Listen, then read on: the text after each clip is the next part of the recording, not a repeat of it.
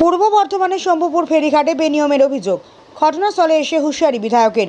পূর্ব বর্ধমানের বড়শোল থেকে জামালপুরের বেরুগ্রামের অন্যতম যোগাযোগের মাধ্যম শম্ভুপুর ফেরিঘাট। এখানে রয়েছে একটি কাঠের সেতু, যেখান দিয়ে 4 চাকা থেকে শুরু করে বাইক, সাইকেল ও মানুষ সবই পারাপার করে। তার জন্য দিতে হয় টাকা।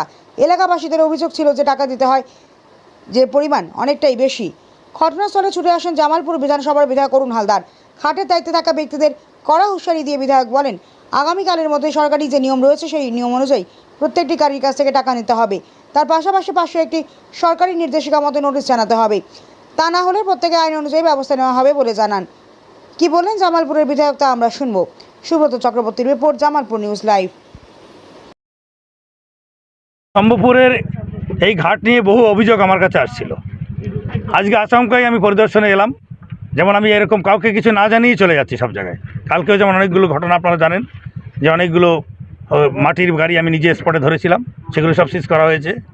আজকে এটা নিয়েও আমাদের কার্যকর্তারা কেউ জানতো না যে আমি আজকে এখানে চলে আসব। আমি কাউকে কিছু না জানিয়ে এরকমভাবেই প্রতিটা জায়গায় ঢুকে যাব। যেখানে যেখানে অনিয়ম হচ্ছে এই জামালপুর বিধানসভার মধ্যে একটা একটা করে ঘুঘুর বাসা আমি ভাঙবো। এটা আমার প্রথম শর্ত। এখানে আমি দেখেছি, এখানে শুনেছি যে এই ঘাটে প্রচুর অনিয়ম হয় এবং লোকের কাছ থেকে জুলুম করে এখানে টাকা নেওয়া হয় এবং এই টাকার ভাগ বহু দূর পর্যন্ত যেত।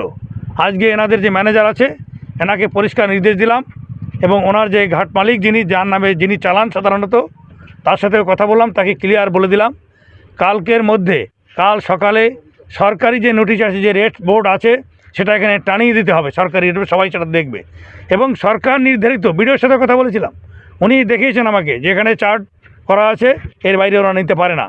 কিন্তু এই তোলাবাজি আর কাটমানির জগতে এই নিরুপায় এইসব লোকেরা কাজগুলো করেছে।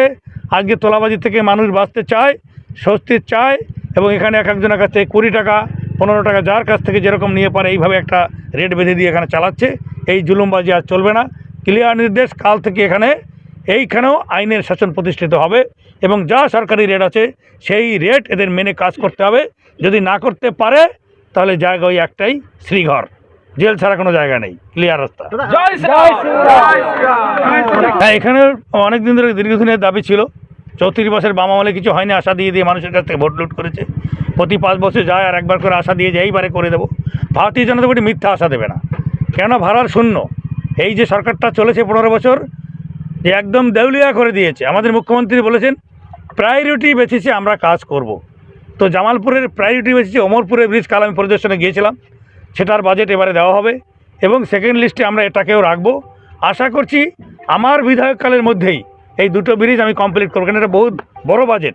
আমি এই দুটো ব্রিজ আমি করবো, এটা আমি কথা দিচ্ছি।